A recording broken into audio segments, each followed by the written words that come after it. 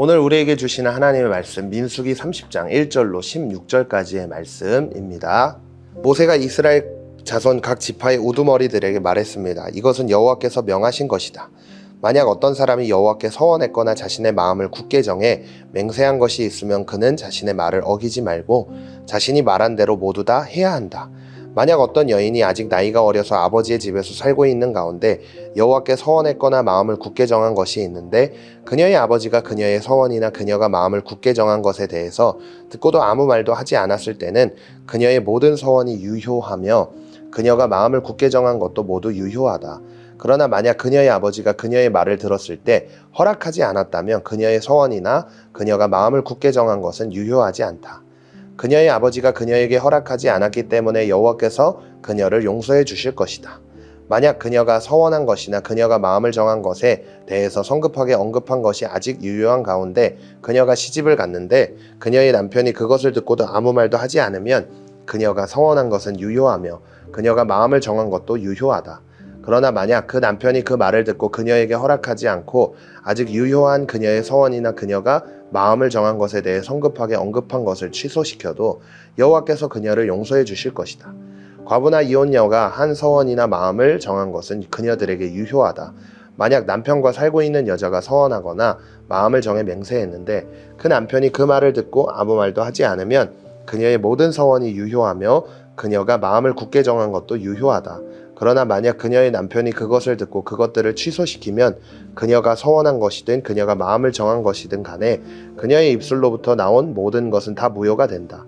그녀의 남편이 그것들을 취소시킨 것이니 여호와께서 그녀를 용서하실 것이다. 그녀가 서원한 것이나 그녀가 스스로를 괴롭게 하기로 마음을 정해 맹세한 것을 그녀의 남편이 모두 유효하게 할 수도 있고 그녀의 남편이 모두 무효화시킬 수도 있다. 그러나 만약 그 남편이 하루가 지나도록 아무 말도 없으면 그는 그녀의 모든 서원이나 그녀의 마음에 정한 것을 확증한 것이다. 그가 그것에 대해 들은 때에 그녀에게 아무 말도 하지 않았기 때문에 그가 그것들을 확증한 것이다. 만약 그가 그 말을 듣고 나중에 무효화한다면 그 남편은 아내의 허물을 짊어져야 한다. 이것은 여호와께서 남자와 그 아내의 관계와 아버지와 그 집에 아직 살고 있는 나이 어린 딸의 관계에 대해서 모세에게 주신 율례입니다. 아멘. 우리가 약속을 하는 이유는 그 약속을 지키기 위해서입니다. 오늘 말씀은 서원에 대해서 이야기하고 있는 것을 볼 수 있는데요. 서원이란 하나님께 무엇을 하겠다거나 하지 않겠다고 자발적으로 약속하는 것을 의미하는 것인데요. 서원이 중요한 이유는 하나님께 자발적으로 약속을 했다는 것에 있습니다. 내가 이렇게 하겠습니다 했는데 하지 않는다면 약속을 어기는 것이 되죠. 사람과의 약속도 매우 중요하기 때문에 약속을 어기면 신뢰가 깨어지기 마련입니다. 그러나 전능하신 하나님과의 약속을 자발적으로 했는데 그것을 어기게 된다면 어떻게 될까요? 하나님 앞에 죄를 범하게 되는 것을 오늘 말씀을 읽으면서 우리는 알 수 있습니다.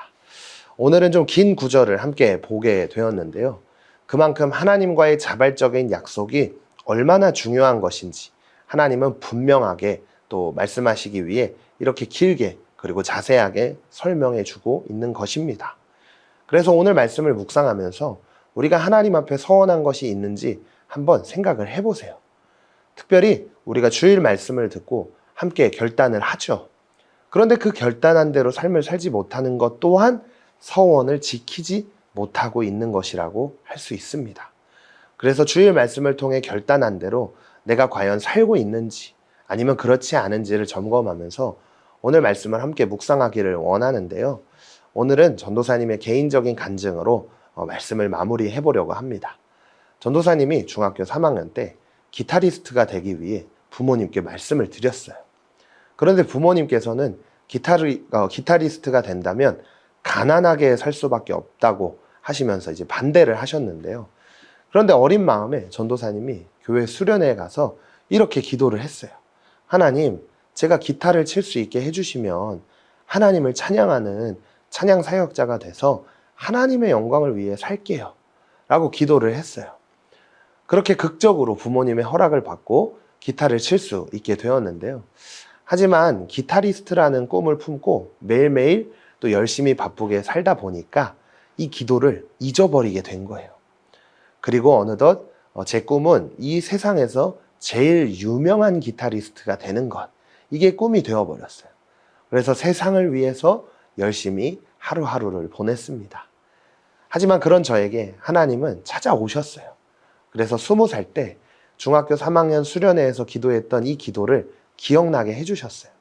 그리고 하나님을 찬양하는 찬양 사역자가 되기 위해 찬양곡들을 작곡하기도 하고 그 곡으로 앨범을 내기도 했어요. 그리고 현재는 신학교에 가서 목회자의 길을 걸으며 하나님께 영광이 되는 삶을 살고자 하루하루를 살아가고 있습니다. 제가 이 이야기를 해드리는 이유는 서원은 내가 자발적으로 하나님 앞에 약속하는 것이지만 사실 그 약속을 이루시는 분이 하나님이라는 것을 이야기하기 위해서 전도사님의 이야기를 한 건데요.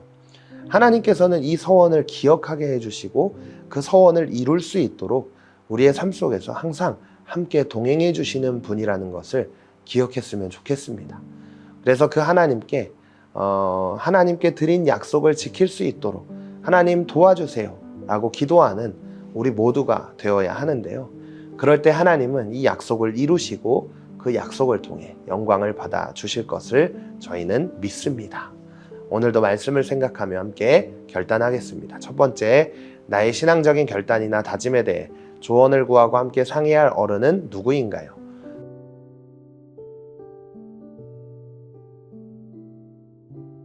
두 번째, 감정적으로 혹은 급한 마음에 쉽게 결단했다가 포기하는 습관이 있지는 않나요? 하나님 혹은 사람들과 한 약속을 잘 지키고 있는지 돌아보세요. 서원을 이루시는 하나님께 나의 삶을 맡겨드리는 우리 모두가 되기를 소망합니다. 하나님께서는 나의 마음에 소원을 두고 행하시는 하나님이신 것을 믿습니다. 하나님과의 약속을 잊지 않도록 항상 기억하게 하시고 그 약속을 이루시는 하나님께 나의 삶을 맡겨드릴 수 있도록 이 말씀 앞에 결단합니다.